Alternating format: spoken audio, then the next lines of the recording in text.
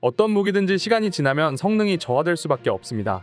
정확히 얘기하자면 해당 무기의 성능이 저하되는 것이 아니라 성능이 더 좋은 무기들이 개발되면서 자연스럽게 기존에 개발되어 있던 무기의 성능이 상대적으로 저하된 것처럼 보일 수밖에 없는데요.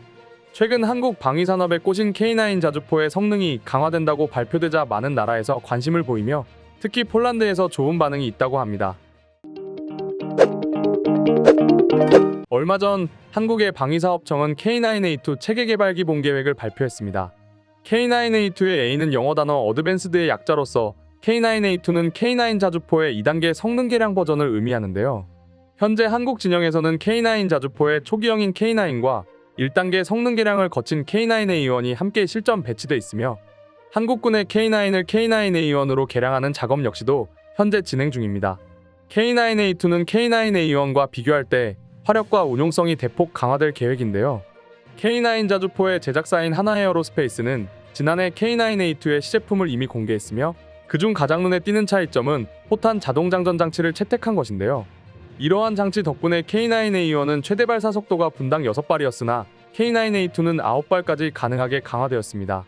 또한 단시간에 집중적으로 포격할 수 있기 때문에 약 30에서 40%의 화력 강화 효과가 있다고 합니다. 그리고 기존에는 포반장, 사수, 부사수, 1번 포수, 조종수 등 총 5명의 승무원이 필요했지만 K9A2는 3명만으로도 운용이 가능한데요. 이미 K9A1을 도입한 호주의 캐서린 레이퍼 주한대사는 최근 외교사절 대상 국산무기 홍보 현장에서 성능 개량을 통해 탑승 인원이 줄어들 수 있다는 소식에 만족감을 드러내기도 했습니다.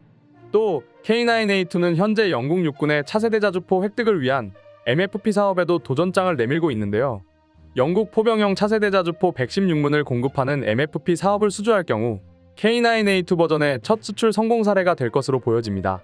한국의 명품 무기로도 꼽히는 K9 자주포는 뛰어난 성능과 가격, 한국군에서 오랜 기간 운용하며 쌓은 신뢰성을 바탕으로 해외 방산 수출의 시작을 연 선구자로 통하는 무기인데요.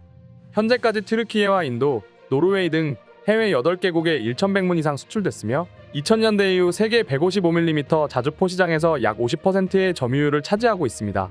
여기에 추가로 폴란드를 통한 유럽 시장 공략이 차질 없이 진행될 경우 K9 계열 자주포의 세계 시장 점유율은 대폭 상승할 전망인데요.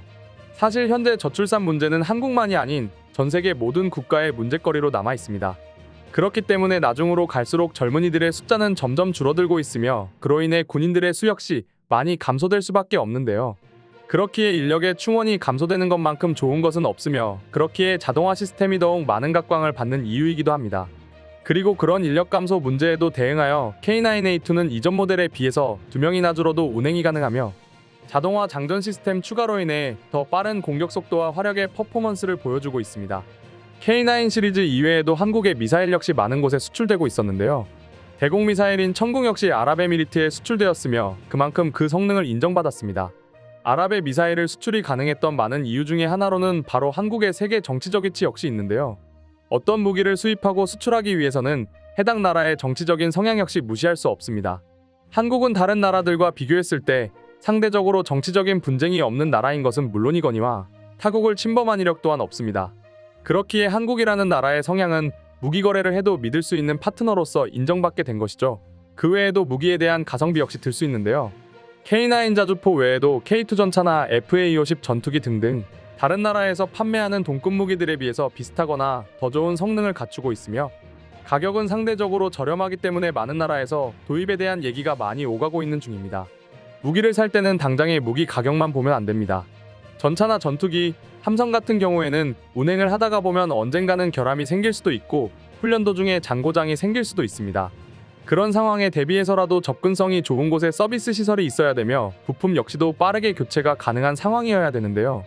모든 나라가 다 그런 것은 아니지만 독일의 레오파드 전차 같은 경우 생산이 중단되었고 그로 인해서 부품 교체나 유지 보수가 어려운 상황이라 비싼 값을 치르고 구매한 나라에서는 정말 난감한 상황을 맞이하고 있습니다. 그에 비해 최근 한국의 방위산업 물품들은 개발된 지 얼마 안 된 신식 제품들이 많기 때문에 부품 공급 역시 안정적이며 폴란드에 새로이 지어질 생산 공장이 지어진다면 유럽 시장에서의 모든 공급 역시 순탄하게 흘러갈 것으로 보여지고 있습니다. 그리고 한국은 폴란드로의 빠른 생산과 조기 납품으로 인해서 유럽에서 많은 호감도가 올라간 상황입니다. 이렇게 현재 한국 K9 자주포는 유럽 시장까지 점차 확대될 것이란 전망이 있는데요. 그럼 지금부터는 폴란드의 K9 자주포 조기 납품에 대해 외국인들은 어떤 생각을 하고 있는지 더욱 자세히 알아보도록 하겠습니다. K2나 K9은 겉모습은 진짜 괜찮은 것 같아. 폴란드의 레오파드 2A4와 2PL은 지금 우크라이나로 보내지고 있는 거 맞나? 한국에서 도착하는 즉시 그에 맞춰서 보내는 거지? 저렇게 다른 나라에서 무조건 사오는 건 별로 좋지 않아 보여. 기술자들이나 정비공, 훈련된 승무원도 없이 어떻게 하려고 그래? 한국에서 예비 부품이나 유지보수를 위한 공장을 폴란드에 만들려고 하고 있어. 앞으로 폴란드 국내에서 탱크 생산이 가능해질 것 같아. M1 에이브람스도 결국은 폴란드 자체 생산을 위한 과도기적으로 구매하는 거지. 폴란드는 K2보다는 M1이나 레오파드를 선택할 거라고 생각했어. 한국에서 장사를 꽤 잘한 듯해. 폴란드에 기술 이전까지 한다고 하니까 말이야. 폴란드는 이제 K2, 레오파드, T-72 그리고 에이브럼스가 있는 나라가 되었어. 그런데 왜 같은 기종을 구매하지 않은 거지? 그래야 더 유지 보수 비용이 적게 들어가지 않아? T-72, PT-91은 우크라이나에 보냈고 레오파드도 K2와 에이브럼스가 많아지면 곧 우크라이나로 갈 거야. 에이브럼스와 K2는 역할이 달라. 하나는 무겁고 다른 하나는 가벼워서 전투에서 다른 목적으로 쓰이지. 그리고 K2와 에이브럼스는 전투 네트워크 시스템이 서로 호환된다고도 들었어. K2는 아마 그런 점을 염두에 두고 처음부터 만들어졌을 거야. K2가 폴란드에 도착할 때마다 이런 질문이 많이 나오는 것 같아. 폴란드 국방부의 정책을 이해 못하니까 나오는 질문이지.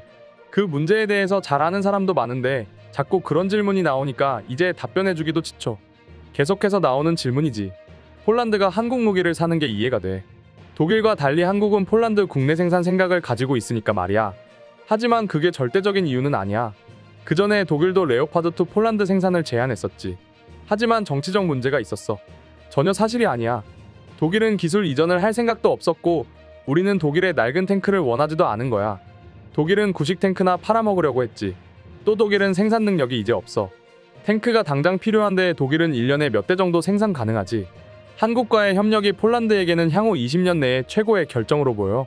그들은 탱크 말고도 로켓, 5세대 전투기, 핵, 생산 기술까지 어느 정도 이전해 주려고 했어. 단순히 정치적 결정이 아니라 K2가 가격이나 스피드 면에서 장점이 많아. 같은 예산으로 레오파드는 많이 구매도 못하고 생산되어 도착까지 너무 오래 걸리지. 또 한국은 K2PL과 K9PL 같이 공동 개발을 허용하지만 독일은 그런 제한을 받아들이지 않으니까 말이야.